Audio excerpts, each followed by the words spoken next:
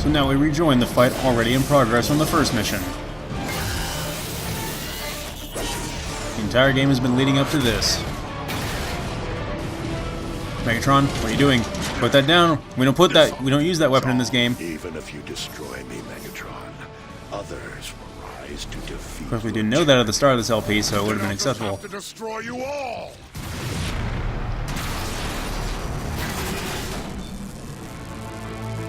Bumblebee. Evil bastard. He killed Bumblebee with a weapon that doesn't exist anymore. Eons of conflict, I finally see the truth of your words, Megatron.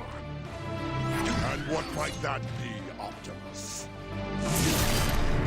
This universe, no matter how vast, will never be big enough for you and I to coexist. That was pretty badass. Okay, it's time for the final confrontation between Optimus and Megatron. So, we get to choose a side here, we get to choose which one we want to play as, but it doesn't actually affect the ending, it just depends which one you actually want to play as for this sequence. You can be either or. It still has the same outcome, it just, the fight varies a little bit depending on it. And, it's basically going to be like a little fighting game in a game where we use 2 buttons to attack with our weapons. I usually only go for the light attacks because the heavy attacks are just too slow to really get a good hit in on him. And don't think we can really combo them together all that well, but we gotta be very careful for how much damage we're taking. We have a shield we can bring up, we can use the shield bash. Our shield can break if it takes too much damage, we can just pull it back out again. And we can't transform, that's pretty much all we can do. We can dash, and we can use the lunge attack when we dash, so eventually we're going to get quick time events. We have to win the quick time events to progress the fight in our favor. But the quick time events are extremely easy. It's the same button prompt over and over again. There's no surprises there. So this fight was really not all that well designed. Holy crap, the arc is being ripped apart.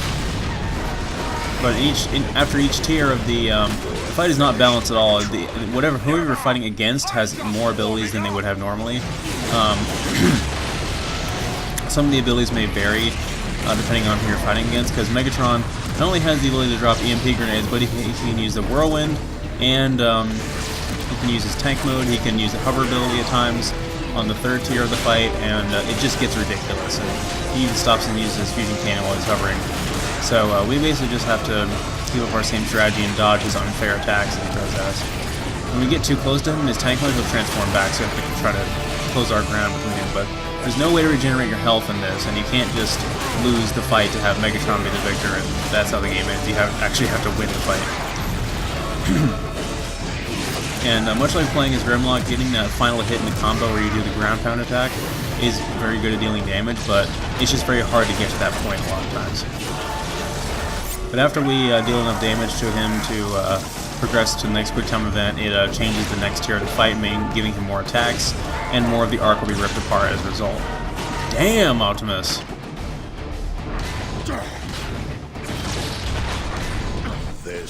This fight is as brutal and barbaric as it should be, just like in the '86 movie.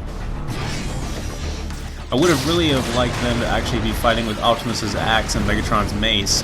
I really don't know why they didn't do that. Here's his most powerful attack here, pretty much, where he uses the hover ability and his riot cannon, which he should not be able to do.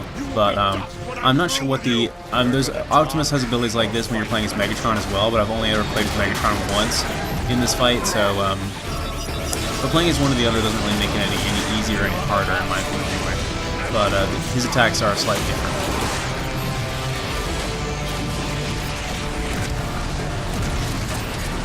He might try to actually ram you with his truck motors that he tried to do. I don't really remember. I probably should have tested it as Megatron once.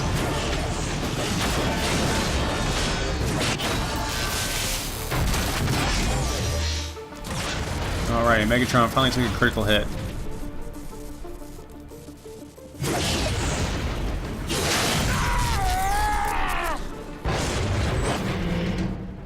But again, it really doesn't matter because we know that both of them live and both of them live to fight another day on Earth. The vortex is tearing the ship apart!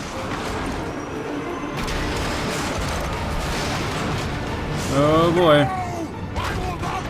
This is not going to end well.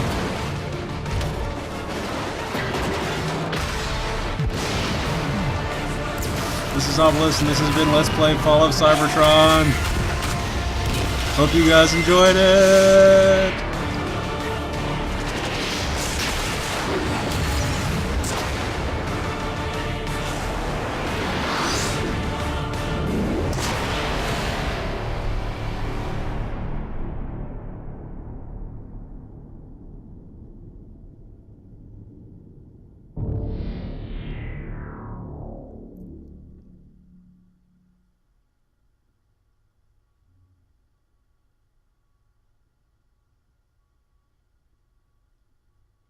Till all are one. Alright, let's watch the credits roll. So that was a lot of fun now, wasn't it? Yeah, certainly much better than the previous game overall in production quality. But I had a lot of fun with this game, both as a third-person shooter fan and a Transformers fan, much like I did with the previous game. It was improved in plenty of ways, and it was changed and simplified in several other ways. Told a better story, and it was just a great experience overall. It was a little bit too short, and they had to condense a lot of the cool set pieces down to only being able to play as some of their cooler characters maybe once in the entire game and then never seeing them again until they inevitably get killed off or whatever. But overall, I had a blast making this LP. I'm sorry the second half of it took so long to make, but it was a lot of fun, and I hope you guys really enjoyed it. Like I said, I didn't test it as thoroughly as I would have liked to. I would have liked to have done another type of run, but I'm pretty content with how it turned out. Now, a few things I have to address, obviously. Well, first of all, let's acknowledge the fact that this is a remix of Stan Bush's You Got the Touch here, which is pretty awesome. I still think I like this song from the original game better, but it was nice to sort of have something different, even though it's something that's more of the same. I like this rendition of the song too. This is really funny right here.